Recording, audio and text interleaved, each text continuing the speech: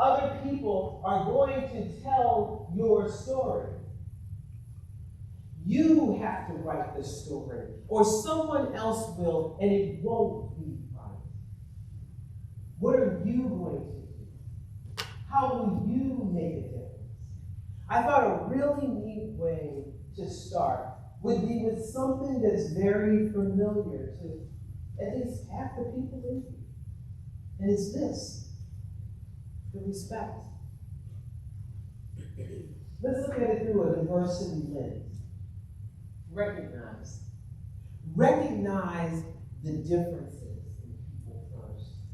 Many people say, I don't see color. I just see you as another human being. If that's all you see, then you don't see me.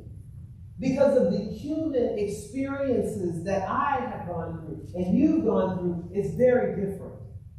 So recognize the differences first. Connect through our similarities, even if the similarities is something as simple as that we are human. So let's start there. Then go into the education. The education comes from you allowing yourself to grow. When you grow, it is not comfortable. It is not. So it's not going to be comfortable to grow in diversity work.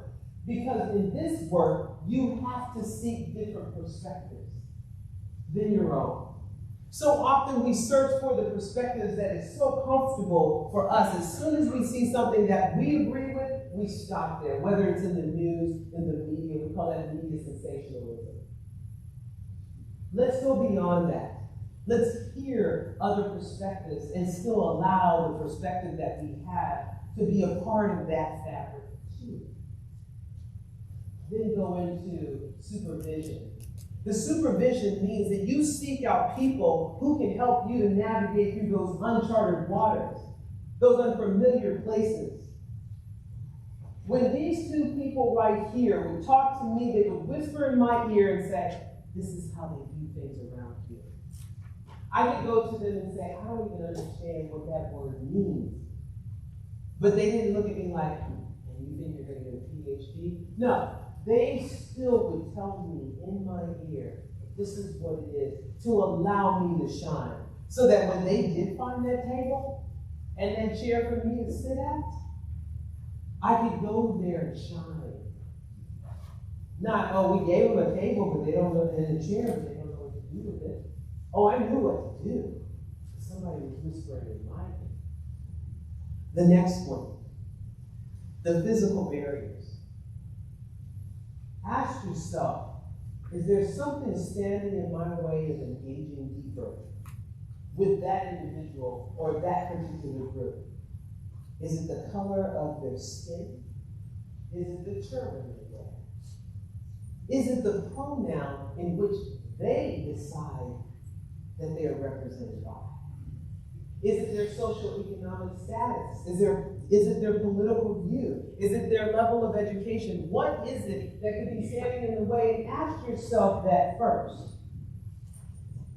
Then go in to those expectations.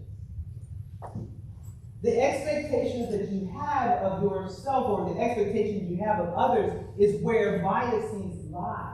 And if you go through the training over the next couple of days, we're going to go deeper into that. Because it's not just about knowing that you have biases, but where's your level of responsibilities if your biases negatively impact another person?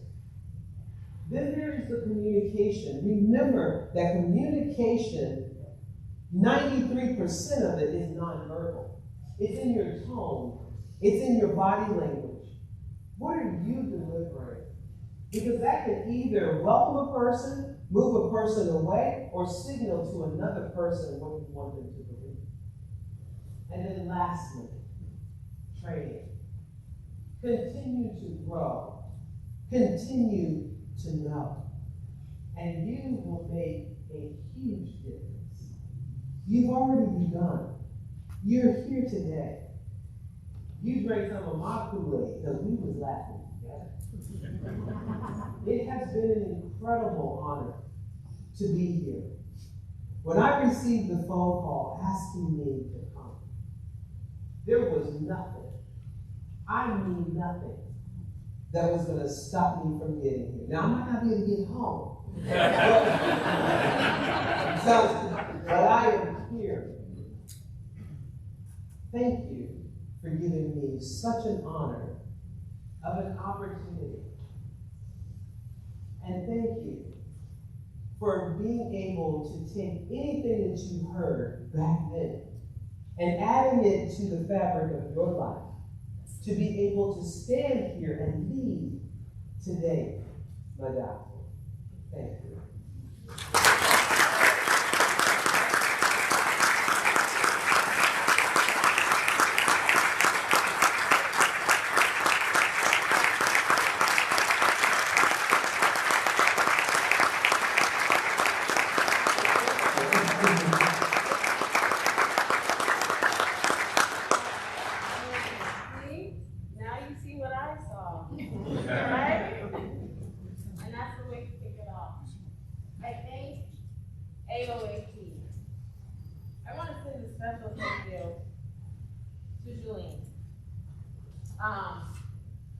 For those who my side part, besides having the wonderful opportunity to be surrounded by amazing people, this came about a couple years ago, that for us at Diversity in Aquatics, we wanted to expand and have a true partnership.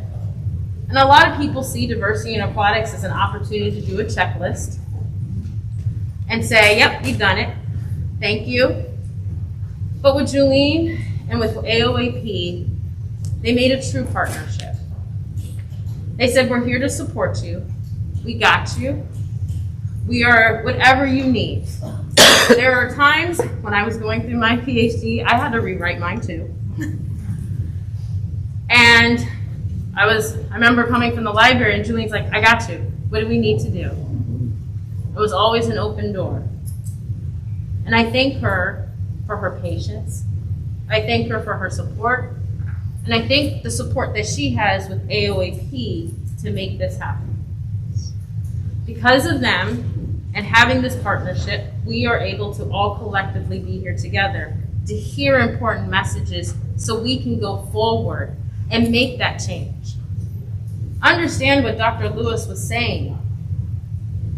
What we all have a piece in this puzzle, in the solution, no how big or no how small. We all can make that forward step towards making it what we need to see. It starts with true listening and then creating action, creating that space, creating that chair. And so I thank you, Julene, and I thank AOAP for this wonderful partnership that we've had.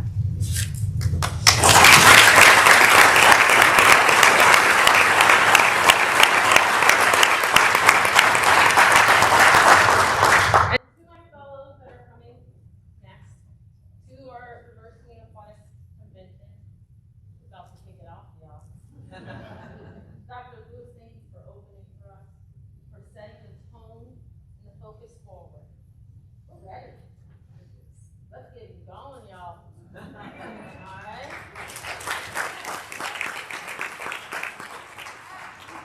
There are rooms. I just want to give you an awareness if you're just arriving here today. There are some rooms that are upstairs that are happening. This is our council meeting. This is a chance to connect with our council and our council leaders. Our council leaders have been working tirelessly that are working with on the grassroots to the national level. Take the opportunity, meet with them, join with them, even be a part of the future work that they're doing with their council. So today there'll be rooms upstairs and then rooms downstairs for the look in your Mahoba app. If you don't know those messages that have been coming across, Dr. Quash, she has been doing it. And I thank her for her organization and putting this all and helping to put it all together. If you have any questions, please make sure to seek out me, myself, or Dr. Quash, or any of our council, or even our board members as well, who have been working so hard to make this possible. So again, thank you, Dr. Lewis, for your message, and we look forward to kicking off this convention with you. Thank you.